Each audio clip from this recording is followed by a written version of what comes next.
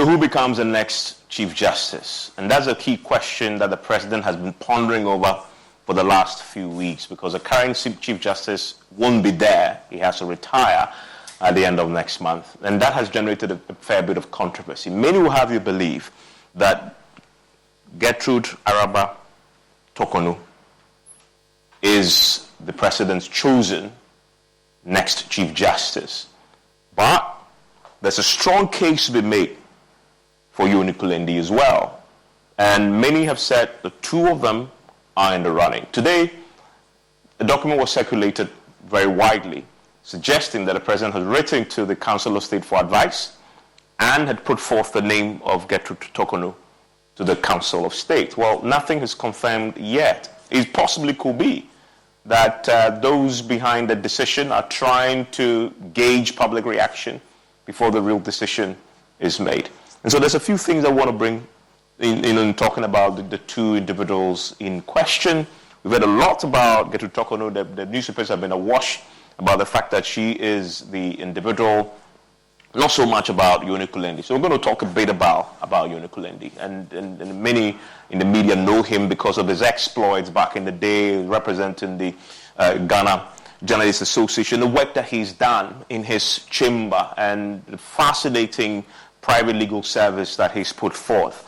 We're going to look into a bit of that. And so what do we know? There's a constitutional provision that the President has to abide by, because the CJ, necessarily when the CJ is leaving, you have to replace him. But of course, the constitutional provision is clear that, of what the requirements are to be a Chief Justice. You have to be qualified to be appointed a Chief Justice of the court, unless you have high moral character, proven integrity, right, and is of not less than 15 years standing as a lawyer. The key thing is both of them, this is a very basic criteria, so both of them qualify for this. So there's no question about competence, no question about integrity, but I maintain there's an X factor that in making such an appointment, a very important appointment, especially for a judiciary that has been battered over the last few years by corruption, not only allegations proving corruption. Talk to Anas, talk to Georgina Wood, they will tell you they found it. Judges lost their jobs as a result of that. But most important, in the last few years, it has been saddled by the perception that it's become such a drudge, it's become such, almost becoming, a relic in terms of its approach to doing things, stuck in the past very firmly, not able to be progressive in what it does, and taking on some of the modern issues of our time. And that because a lot of the people who have headed it in the past have not been progressive. They've been very conservative. They've not been reformists, right? And so many say, because of all that, talk about the legal education question that has come up. Nobody has had the courage to really shake the system. And I think it's a shame that you have Supreme Court judges whose children are leaving the country to go to law school abroad. And we can't have a CJ who will take on these very, sometimes not even complex issues, and put in a modern context and shake up the system and bring some discipline and a renewed freshness and vigor to doing things there. And for me, that is a key consideration in this. And you have to ask the question, whether Gertrude Tokonu, we'll talk about that. She's been there for so long, and many say she is, as I've just been saying, there, a bit conservative in the way they approach to doing things in the Supreme Court. Should just be a continuation of what we have already. But is that what we need? Don't you need a fresh face, somebody who coming in there from private practice very recently, who can actually shake the system and bring something new to the conversation? With one of the best savings rates in America, banking with Capital One is the easiest decision in the history of decisions. Even easier than choosing Slash to be in your band. Next up for lead guitar. You're in. Cool. Yep, even easier than that. And with no fees or minimums on checking and savings accounts, is it even a decision? That's banking reimagined. What's in your wallet? Terms apply. See CapitalOne.com/bank for details. Capital One NA, member FDIC. In terms of changing the entire dynamic of the Supreme Court's image going forward in a more radical way. We'll look at that. But then look at the basic, numbers that we have. We have currently a total of 16 judges. A small minority of them, 4 of them are are female, 12 of them are men. So that is the balance there. Some say, well, the president is considering the gender question and putting a woman as the boss. Well, the last few years, we've had 2 Supreme Court judges who have been female, right? So that is an important point to make, and that is important in terms of giving women a chance at that particular help. And of course, if you look at it, her basic work that she's done, 60 years old, called to the bar in 1986, High Court in 2004, right? But then we've come to Yoni Kulindi as well, 59 years, as a year younger. He's been a justice of the Supreme Court since 2020, so fairly young in terms of, the bench, but he comes with a tremendous wealth of experience from private practice. And we know already that he's been in private practice since 1994, before his elevation to the Supreme Court. He's worked at the prestigious Akufo-Addo and Co., and that's the chamber of the president himself, before setting up his own law firm, Kulindi at Law, one of the top firms in this particular country, and that's where he really excelled. Now, in the argument that have ensued since these names popped up, one of the things that I've heard, suggested in the analysis and the publications that they claim is going against Yoni Kulindi, Justice Yoni Kulindi, is that some people suggest that the president feels that he wasn't loyal to him. I will address that point. But if you look at some of the recent cases, very famous, high-profile cases that he's dealt with, one of them, 2 of them in particular, I want to use to illustrate the point. You have this Michael Ankumandifa versus James Achukwuesin, and you know this particular case very well. That's the case in which James Achukwuesin is accused, as you know, of acting in ways that disqualifies him from acting as a member of parliament. And part of it went to the Supreme Court. And then, the Supreme Court, by majority 5-2 decision, restrained James Achukwuesin from holding himself as a member of parliament. And he altered that particular lead opinion. That's a very important opinion. As we speak right now, James Achukwuesin is unable to, go to parliament and do his job because of the issues that have been raised in that particular judgment. And Yoni Kulindi has held, rightly, the supremacy of the Constitution, not Parliament, supremacy of the Constitution, and you can argue with that. No wonder majority of the judges, his colleagues, agreed with him. That tells you a lot. And now you have the, Justice Abdullahi Attorney General case. The Deputy Speaker can form quorum, hence can vote. Another big one, approval of the 2023 budget within the just 138 members valid. Another very important ruling there that is interesting. And if you look at the argument that has been made against Yoni Kulindi by some who say, well, I mean, when the president needed him to become a partisan lawyer, if you may, in representing him in 2013 election petition back then, do you remember that same case that led to Philip Addison emerging as the president's lawyer and taking it on? Many say that was offered to him first, and he says, no, he won't. But if he had done so at that time, many who raised that, of course, then what would you say now? Because clearly people will say, well, Philip Addison subsequently contested as a member of parliament. That in effect would have ruled him out or even going to the Supreme Court. Many will argue, although constitutionally that wouldn't be a bar. But we know what happens when you become politically, obviously colored, right? So that's one of the key things that, for me, should dismiss that argument. And then secondly, many have said because of that, his president was wondering about his loyalty. Really? Somebody who served under him in his chamber, etc. But if you look at this case, talk to my parliamentary correspondent, these 2 cases, one of the biggest reasons we've heard by the government for the current economic crisis is the delay now we saw in the passage of the very important revenue handle, the e-levy, right? Fundamentally, this particular ruling here made it possible for the e-levy to be passed. The budget itself, which was for the first time in a long time historically rejected, it made it possible for that to happen, right? So if you're even reading between the lines, and this was sound legal arguments that were made. I read that, we did that show here. If you look at that, so where is that argument about looking at the law strictly, but using that? If anybody had benefited from his astute legal judgments, I bet this government would have. And the NDC have not liked him at all because of this sound reasoning that we saw in this, that makes sure that one of their own is not in the chamber. And we've also seen the issue with Justice Abdullahi, which made sure that the budget went through, the issue with the e-levy also went through. So these are very important matters. But I actually argue for many people who follow that if indeed he turned it down to represent a presidential candidate who had lost an election, if he can do that in spite of the fact that he served in his chamber for so long, isn't that the Chief Justice you need, who can actually look the man who nominated him to Parliament for confirmation, look him in the eye and say, on this one, I don't want to stand in your corner just yet. I just want to look at what is best for the national interest, right? That in essence, that's what he did in this case. I think that possibly could raise positive issues for him. I mean, if you look at Justice Tokono, she also held her own because of the length of time that she served on the bench. You know, the John Mahama Akufo-Addo Electoral Commission case, very famous. She was on it. She was part of that 7-member panel that had the petition and unanimously dismissed the case for John Mahama. So that's what she comes to this table with.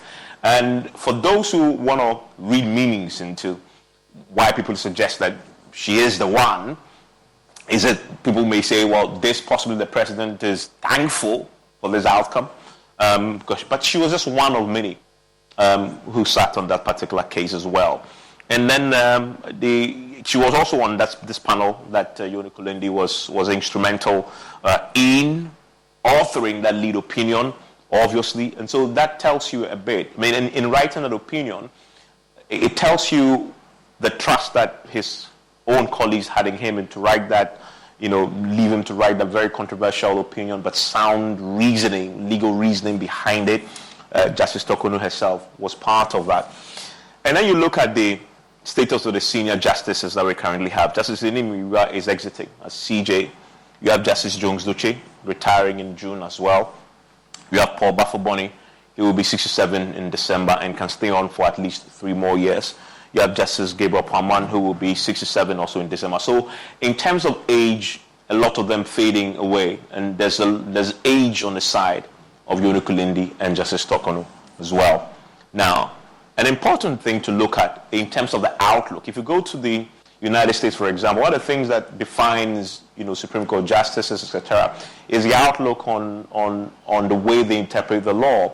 Is it conservative or is it progressive? Is it reformist? And many will argue that Yoni Kulindi is progressive. He is a reformist, right? He will come to this with some radical ideas. And one of the key things that many students will look at and say, who amongst these two can fix the broken legal education? And many will argue because he's progressive and reformist and maybe a bit more conservative. For Justice Tokono, you want to pitch your camp here and not there. You want to shake the system a bit and not maintain the status quo because of his youth and his, in terms of age, but in terms of long service and being there, in terms of many people who look at what she's done over the time will say, well, she represents the way things is done, the status quo, so to speak.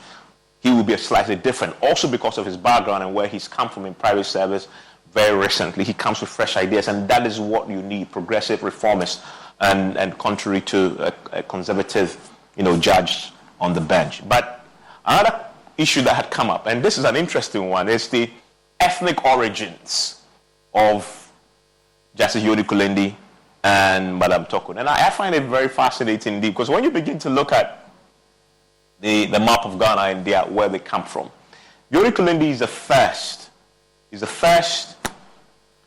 justice on the bench in terms of the Supreme Court judge to come from the Upper West region, which is very interesting. So the entire history of the court, of the Supreme Court, nobody had come from Upper West region who is a Supreme Court judge. And then when you come to the possibility of him rising to become a Chief Justice, he will be the first, if indeed the president is minded to have him there, he will be the first to come from this part of the country here.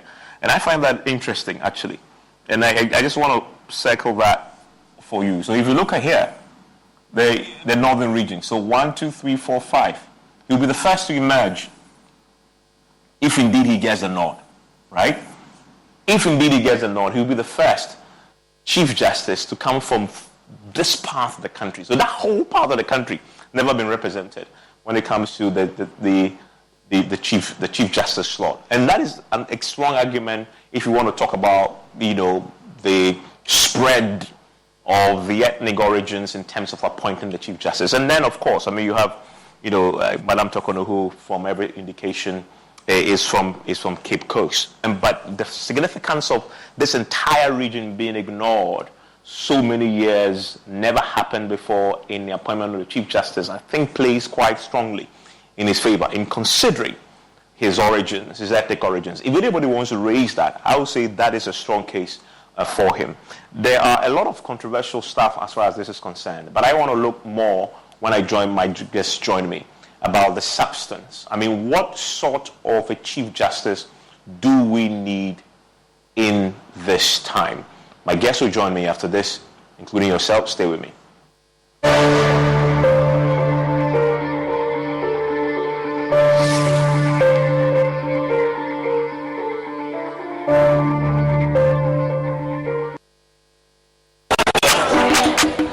Crazy pa.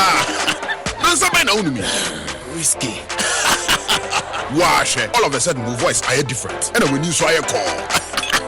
Barman, bring me the honey whiskey. You know the one? Black Rock whiskey. Honey whiskey. Chalet, honey near dear frau. Black Rock whiskey is strong. Now to taste me is smooth and it goes down easy. Excuse me.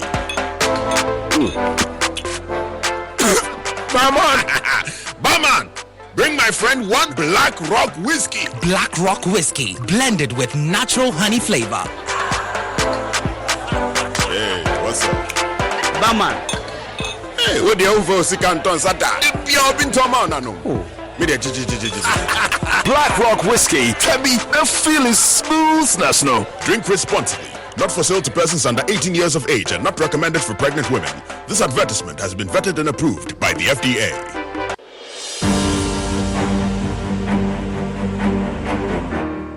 My name is C. I'm a person living with HIV. I got to know of my HIV status when I became pregnant. Since then, I have successfully been delivered of an HIV negative baby, thanks to PMTCT services.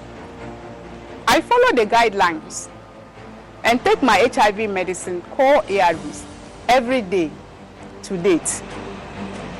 This makes me strong, healthy, and prevents me from passing HIV onto my baby. Please avail yourself of PMTCT services when pregnant. It is the only way to ensure that you do not transmit HIV onto your baby during pregnancy, birth, and breastfeeding. Even if you have tested for HIV recently and was negative, test again when pregnant. If you test positive, take the baby back to the hospital immediately after birth, as directed by your healthcare provider. The baby will also be given medicine immediately after birth and tested to ensure that both mother and baby are well. Let's work together to have a generation free of HIV. Our children must be free to shine.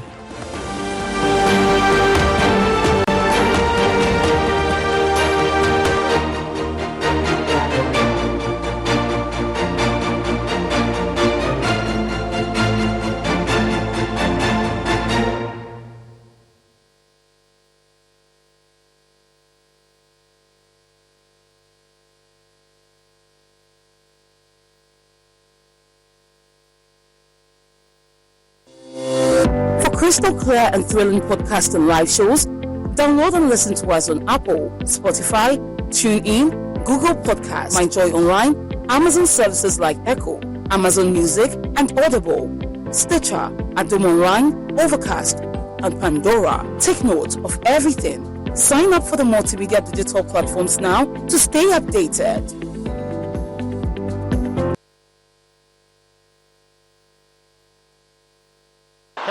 someone in red, and it goes towards. What's 5 Champions League? You want to know? I be the real goat. Chairman. What's the real goat? The left magician. The left magician. Who is the goat? Ghana Jollof or Nigerian Jollof? Ghana Jollof has no co-equal. The smell alone. Oh my God. No, that shit. You two they lie. Eh? Now the same stew when they use cook the rice and then they go put them for top. Hey, you are lying. Ghana Jollof.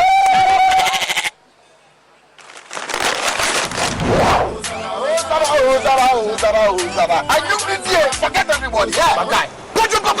Put some respect on the goat. On the goat. The only goat I know lives in Tama. Every year we dey give to you back. We are talking about BET. I want some Yaji friend. Except be the goat, huh? My guy, him be the goat. Though our choice of goats may differ in football, music, and jollof, Alomo Bitters always brings us together. Alomo, experience greatness in every moment. Drink responsibly. Not for sale to persons under 18 and recommended to pregnant women. This advert is FDA approved. Every day, people have money emergencies. Ma, I need my school fees. Emergency. Mommy chop money. Emergency. Emergency. Catch it. I'm the rent. Emergency. Now, there's a new emergency number in town. More money, challenge and enjoyment. At the top life we got. Dial star 770 hash for all your money emergencies and chop life. Dial star 770 hash for money emergencies and get easy and quick access to your money, loans, and other banking needs. EcoBank, the Pan-African Bank.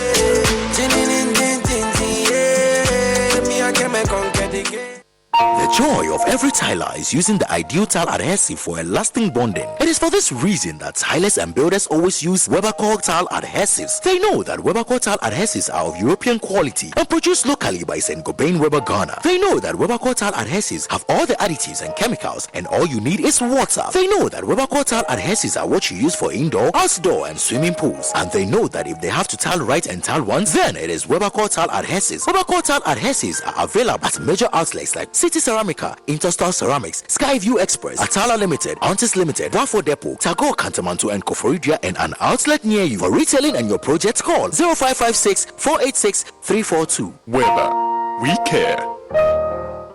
We've had news file over the weekend, and an interesting part of the conversation focused. Oh no, we are out of range. Oh, don't worry, Daddy. I have Alexa in my bag. Alex, what? Alexa, open Multimedia Ghana and play Joy FM. Super Hits Radio, Joy 99.7. Listen to Joy FM, Hits FM, Love FM, live on your Amazon Echo.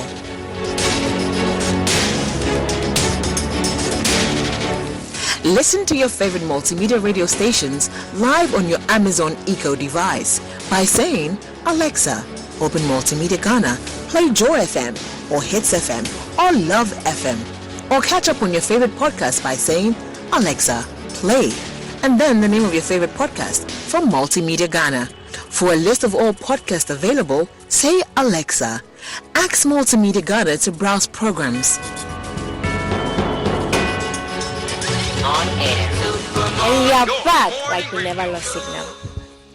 Alexa, welcome to Multimedia.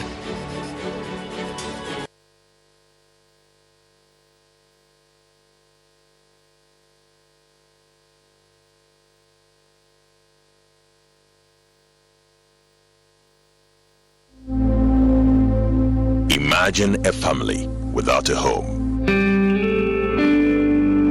Imagine a song without a voice. Imagine a church without prayers.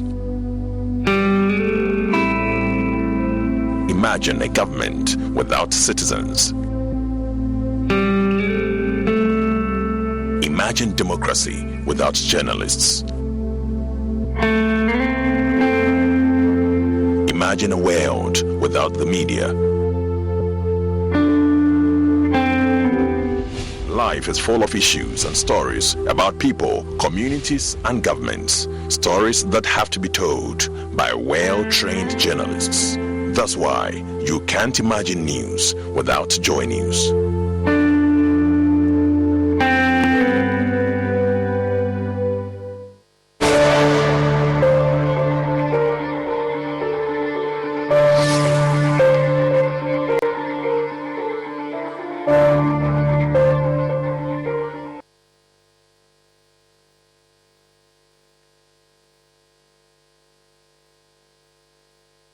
Joining me right now is Martin Kwebu, who is a constitutional lawyer. Mary Ada represents as a programs manager for the Ghana Integrity Initiative. Kweku and Sansari, you know him, is the former director of the Ghana School of Law, joins us on Zoom right now. I want to start with you, Ms. Sansari. Thanks for your time here on PM Express, gentlemen and lady. Ms. Sansari, so you have this situation where the president has to nominate again, and it will go to Parliament for some form of actual vetting. Let's start off with a basic question. What are you looking for in your next Chief Justice? Good evening, viewer. But small correction. You put out Article 1394. It should be Article 1294. Okay. Not 139. Okay. You can correct it. Yeah, thank you very much. What we are looking for in a new Chief Justice is a person with integrity, honesty, candor, courage, who can look the governance institutions in the eye, including their heads, and tell them, the truth, and not try to suck up into the authorities, especially the president. For me, we have so far had Chief Justices in the past 3 years who haven't lived up, to my expectation, and very courageous and bold spirits. I'm therefore expecting that the next Chief Justice will be one imbued with courage, dynamism, integrity, honesty, virtue, and all that. Less corrupt, with no corrupt, things in his or her bag. Okay. Martin, what's yours? What are you looking for in your next Chief Justice? Okay. Yeah, so, Evans, basically the things that Mr. Ansari is indicated, and also one who is willing to undertake a lot of reforms, because we have been dealt with so many problems. At least let me mention number one, the matter of service of the documents. You see, when you take a case to court, the way the documents are served, those who have to serve it are very few. So often they are overwhelmed. So you can dress up, drive a very long distance to court only to find out that your opposing lawyer or the lawyer on the other side has not been served with your papers. So service, we call it processes, even though, okay, but here I'll try to use the word papers so that I can make communicate effectively. So service of these papers is so crucial. It's such a debilitating problem in the justice system currently. So the incoming Chief Justice has to look at it. We have to reform and increase the numbers. If possible, we should we should license many people. Then the lawyers would pay these people directly to do the service. Because you see, now because the number of people involved are so few, we often have to entice these people. That's the process service. Look, let me put it bluntly. You have to give them, tip them. The tip is become mandatory to the extent that, look, to be blunt, call it a bribe.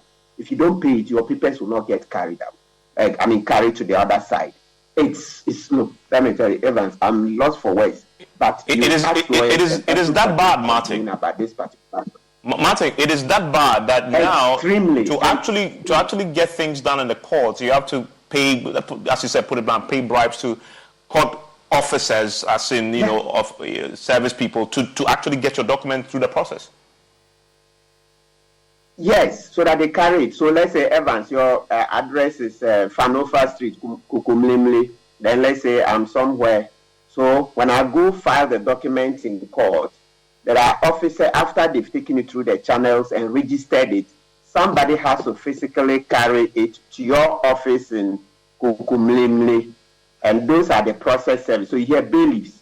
Okay. The bailiff system is broken, outdated, too much demand. And so it's such a big problem that when the Chief Justice comes, that's the first problem we have to tackle. Let's, open up the space. Let's license. So we should license them like lawyers, license a lot of them. Then we can choose those we want to serve for us.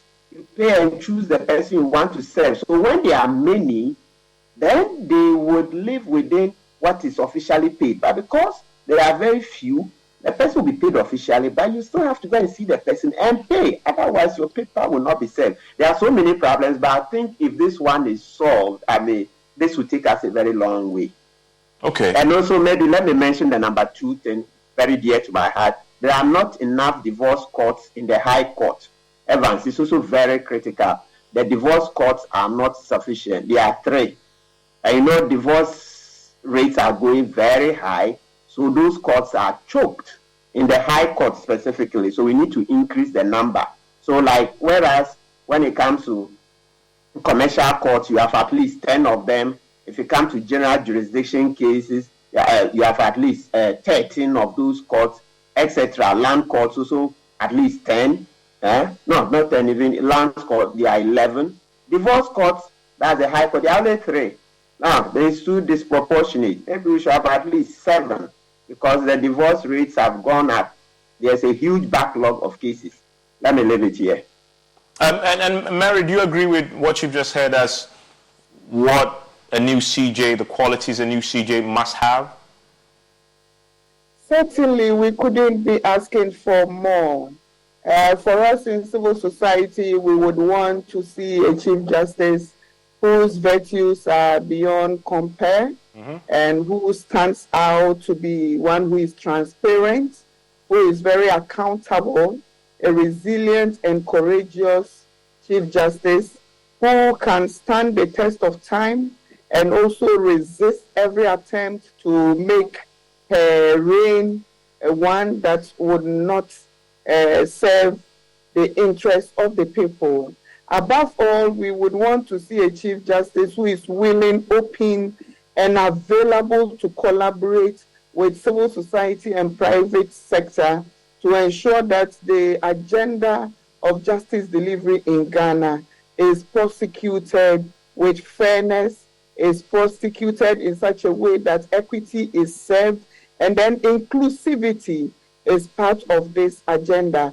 We say so because for us in civil society and as citizens, we see the justice delivery system as one that is restricted to a certain class of people or a certain group of people, and it's not too accessible and also sometimes very expensive. So we want to see a Chief Justice who would want to demystify these concepts we hold in our minds and also make sure that it's not just being demystified, but they are taken away one after the other. As Martin has said, serving is his problem. For us, we want to see the process being open in such a way that we can walk to the Chief Justice's office anytime to collaborate on many of the interventions, which I believe some of the past Chief Justices started, which didn't see completion.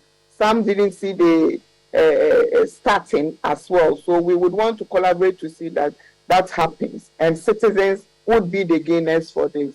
Mr. Sassari, let's drill down a bit. I didn't hear you mention the need for reforms in legal education reforms. So let me ask you that directly, and that has been one of the most contentious issues in the last few years.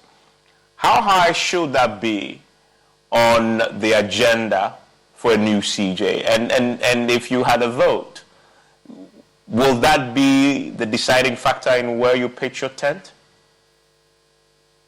Not at all, Evans. My take on this issue already. No Chief Justice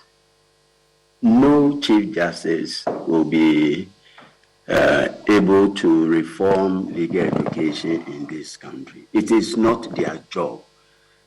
Chief Justices are there to superintend justice delivery systems from the corridors of the judicial service and the judiciary.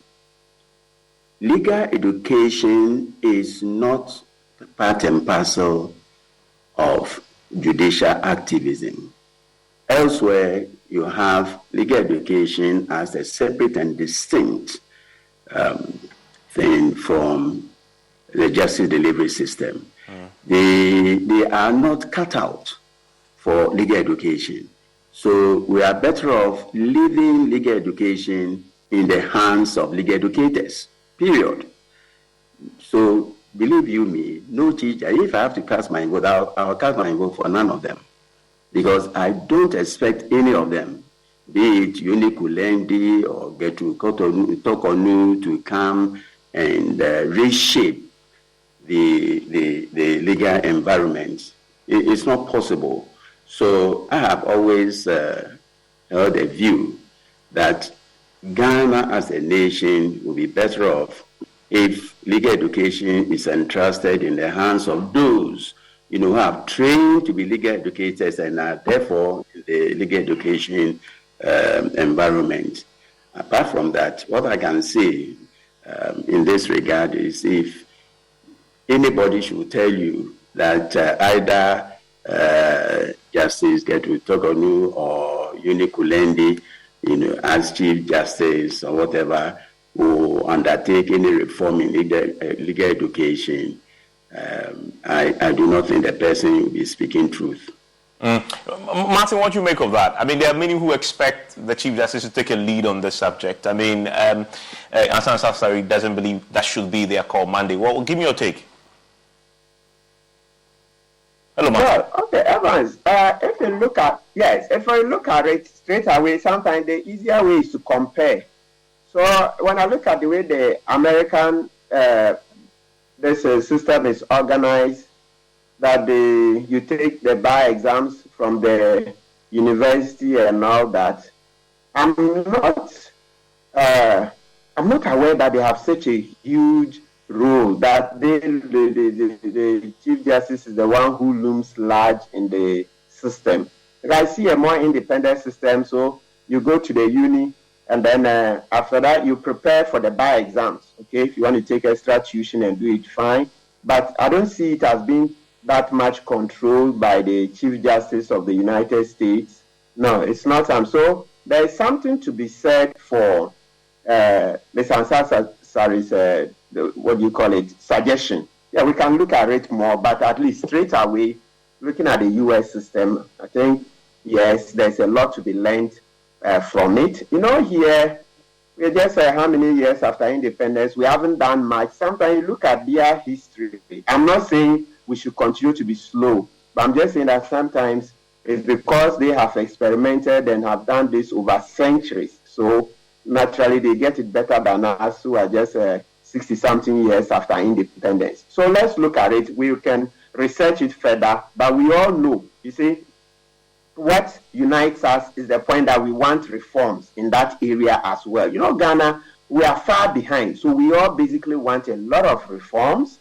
And so you want to take away a lot of these from the control of the judiciary, the legal education. You want to take it a lot from the control of the judiciary, because being a judge alone is powerful enough. It didn't add. But one very thorny issue, Evans, I don't know, somehow I didn't see that we're going to be talking a lot about reforms. One very thorny issue that is very dear to our hearts as lawyers is that our disciplinary system is controlled by the judges. That can't continue. The judges sit in discipline over lawyers. No, we all have the same training, okay? It's the same training, Evans. We go to the same law school, pass the same bar exams. You choose to go to the bench. I choose to be a lawyer. But tomorrow when I have this primary issue. With one of the best savings rates in America, banking with Capital One is the easiest decision in the history of decisions. Even easier than choosing Slash to be in your band. Next up for lead guitar. You're in.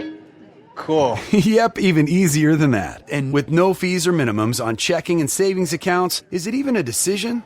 That's banking reimagined. What's in your wallet? Terms apply. See CapitalOne.com/bank for details. Capital One NA, member FDIC.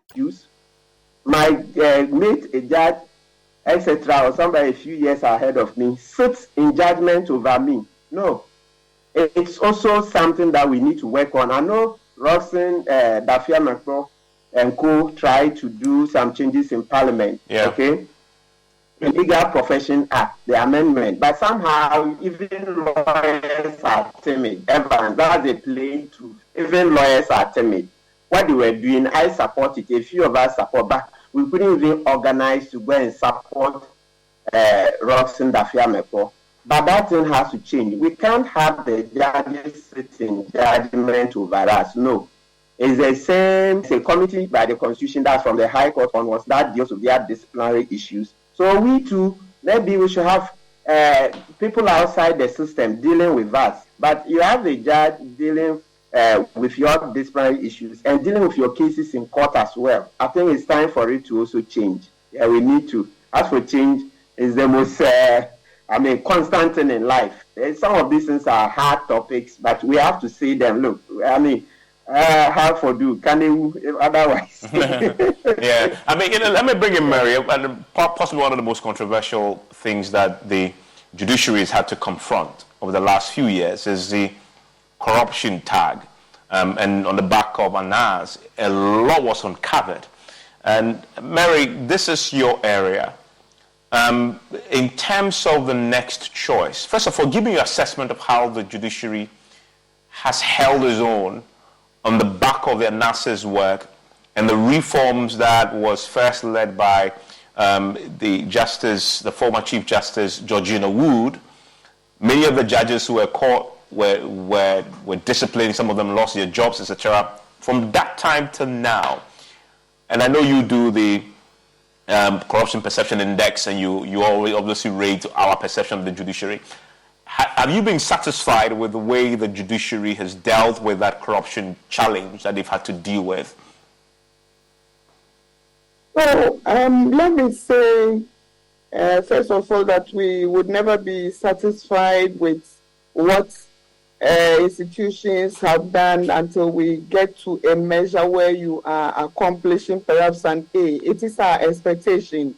But the reality is that you never achieve some of those, particularly with the restrictions within which some of these institutions are operating. I say so because the systems are in such a way that people tend to get away with a lot of things that shouldn't be. And permit me to say again that I listened to Justice Toponu when she went for her vetting in 2019 or thereabout, when she spoke eloquently on the subject matter of corruption. She spoke to two issues, that one is criminal and the other would have to do with the various ethical considerations where we need to bring on board the various frameworks, including ethical codes and various institutional requirements to restrict behavior and ensure that compliance is achieved. And so when you talk about some of these things and you realize the way impunity strives, then it becomes worrying. And so it becomes very difficult to say that you are achieving a certain threshold which measures to standards out there where they are doing very well.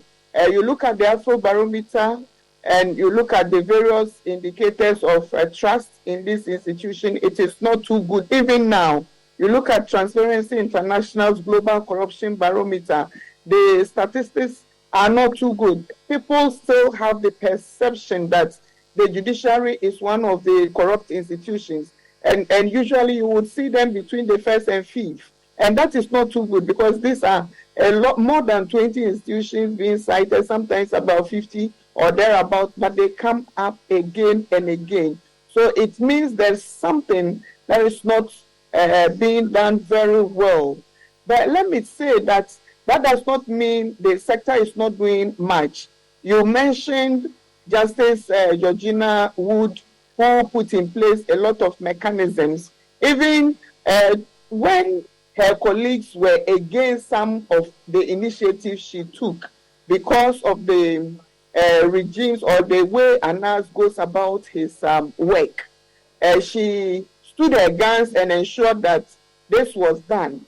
After that, I remember in the recent past, one of the things Ladyship Sophia Akufu did when she was the Chief Justice was to put in place a document that is similar to what we have as the National Framework, the National Anti-Corruption Action Plan. She documented a judicial anti-corruption action plan that included issues of integrity and ethics, where she was calling for the institution to look at their proceedings, judicial proceedings, looking at the establishment of systems in the court processes to ensure that there is a lot more transparency and there is accountability within the value chain. She also, they document a lot around issues of collaboration to do public education and the public education to ensure that people understand what corruption is within the court system and what they can report or where they can report some of these incidences to. I remember that document also, I was at the lunch, so I remember from that document they talked about ensuring that they build capacity of the judiciary, the courts, the staff of the judicial service, and others. And so there is a judicial institute which is supposed to do this.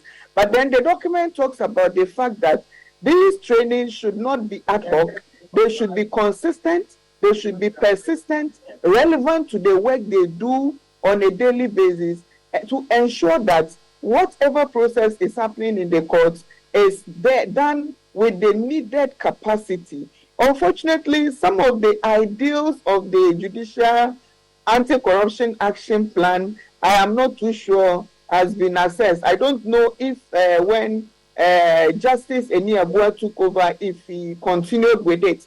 But I am sure, and I know for a fact that we have done some work with the Judicial Service when it comes to their complaints units.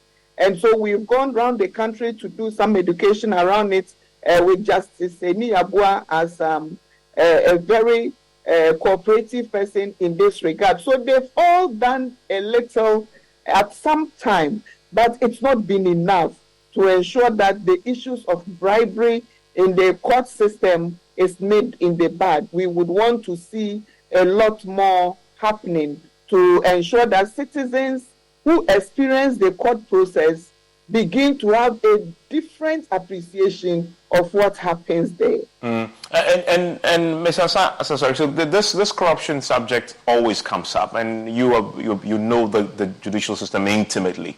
So in the president's evaluation of who to put there, how much should the point that Mary just made, how much should that factor in his consideration who to put there? How much I cannot. Should it be top of his list in terms of what he's looking at, for example? Yeah, in the sense of Evans, in Ghana, if we want to be truthful, everybody, everyone, every Ghanaian is a briber and a bribee. We bribe, we accept, we take. That is the truth. That's the whole thing. The problem is those of us sharing our concerns, and if we need something, the very things we are talking against, we do them in order, to obtain desired services. You want to appoint a Chief Justice. The person the Constitution has entrusted with this very huge responsibility is not fit for purpose, in the sense that the person, I'm not, speaking of the current president, but successive post-independence heads of state and prime ministers, they will always choose the one they will feel comfortable with, the one who will be loyal to them. And in doing so, will sacrifice, the qualities of virtue, courage that we all, expect to find in our chief justices. I don't mean to disparage either Justice Tokonu or Unikulendi, but the truth must be told. You appoint a chief justice, and the judicial secretary, who is the head of the personnel of the judicial service, is a relative of the person who nominates. And you put the person there, as a sort of guard over the chief justice. What do you expect the chief justice to do? Because the judicial secretary is supposed to be the chief scribe of the chief justice, and the judicial secretary is the president's relative. You see, that is number one. Number two, in doing this, elsewhere, there's a search for the CJ, for the person. And there's a search committee. Under the Constitution, if you look at Article 57, everything has been entrusted into the hands of one person. And therefore, that one person will wake up one morning and decide, this is the person to be my Chief Justice, regardless of the feelings of the nation. And until we are able to right this deficiency, we will not be able to find, the persons we want. If you go back, to the period soon after independence, we had Sir Akukosa, who looked Kwame Nkrumah in the face and said, I will do according to the dictates of the Constitution. Sack me. He was sacked. Sarko Diado came. He suffered the same fate. Edward Kufuado, Bannerman, Azukra. Then after a period, when Rawlings came, he became the person who will be loyal and committed to my goals and ideals. No longer, the person with judicial zeal or virtue in him or her. And therefore, unless we get the framework and parameters right, we are not going to get, the right caliber of persons. If you appoint a chief justice, and the chief justice himself or herself is being supervised by relatives of the nominator, that person from day one becomes a shadow of himself or herself. Are you advocating for a review of the appointment process? Sure. What would you have in place of what we currently have? After independence, Ghana had the Civil Service Commission, which is today's Judicial Council. And the composition reflected all shades of Ghanaian society. Today, if you are not, amongst us, if you are not one of us, you are not fit for purpose. That is the game, play now. So what I would like, to see happen is a review, a complete overhaul of the Judicial Council. If you look at the constitutional representations and the way the appointments are done, I know Martin Kwebu, he comes from my area, put him there. I know Evans, I know him, he's running this, he's a host, and I put him there. As to whether the person has the right ingredients to execute or discharge the functions is none of the point that one will be looking for. So if we reconstitute or review the appointing authorities and the instrument such that the people we put there are fit for purpose, then chief justices will not be looking over their shoulder to find out if what they are doing will be in the best interest of the president.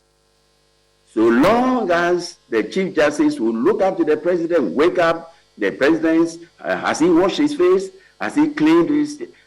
Until we do away with all those things, Evans, 9 to 10, we'll talk about this. Day in, day out. Just review the system, amend that provision in the Constitution, which has given all powers to the president because it has been abused. It has been abused, and it will be abused. The problem will never go away until we get someone who is himself transparent and will, carry out his functions with transparency. At Rocket, we know buying a home is exciting and a bit overwhelming. Ready to buy a home but stressed about writing those big checks? Rocket can help you save. When you buy with Rocket Homes and finance with Rocket Mortgage, you can get up to $10,000 cash toward closing from Rocket Mortgage.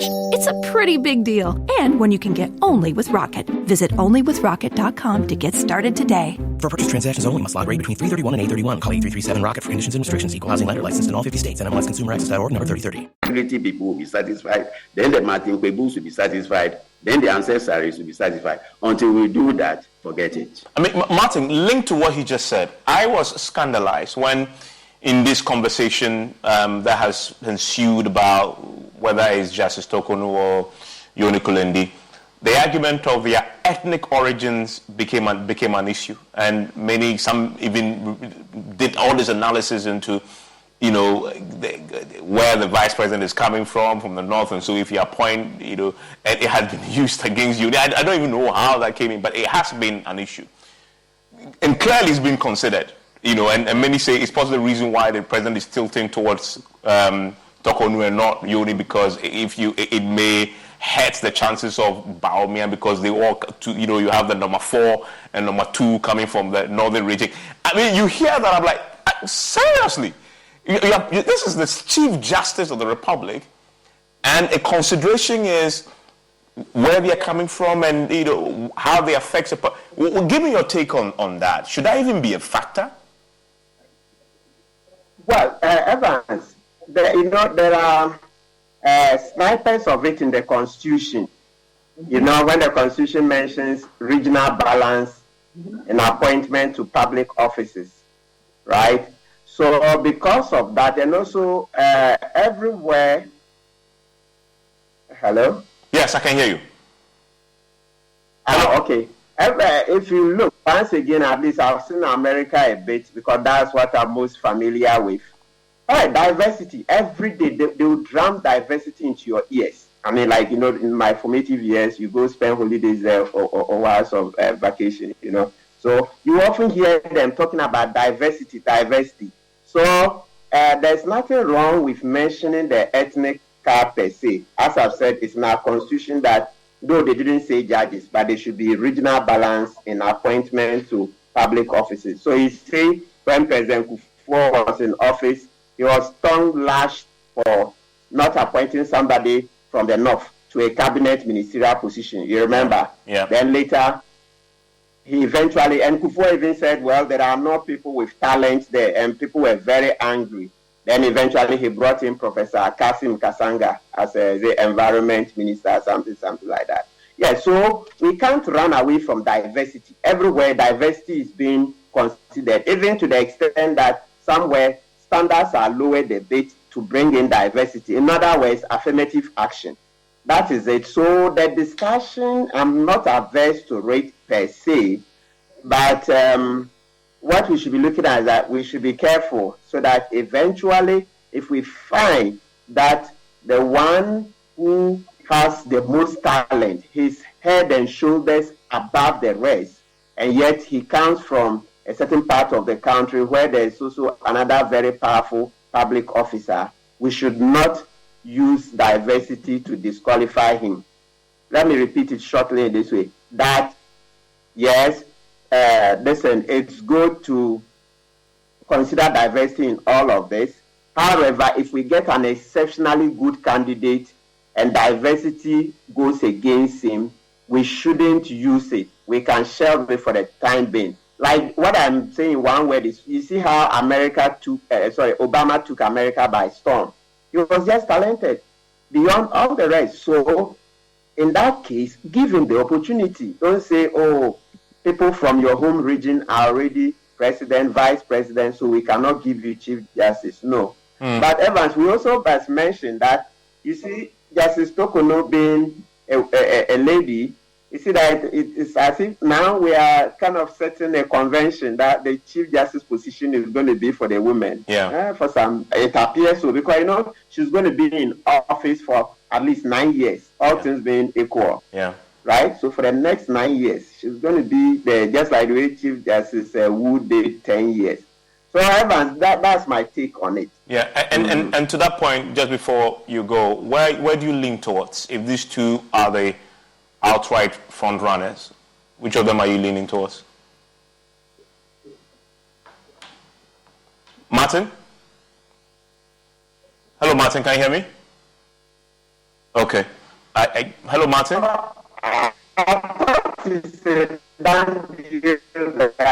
Yes, the stock is being given in the. Yes, hello, Evan. Yes, I can hear you. I lost you briefly. Yes, I thought. Yes, hello, Evan. I can hear you. Yes. Yes, I'm saying I thought. My understanding is that Justice Tokonu is being nominated. Well, I mean, so if she's been nominated, then let's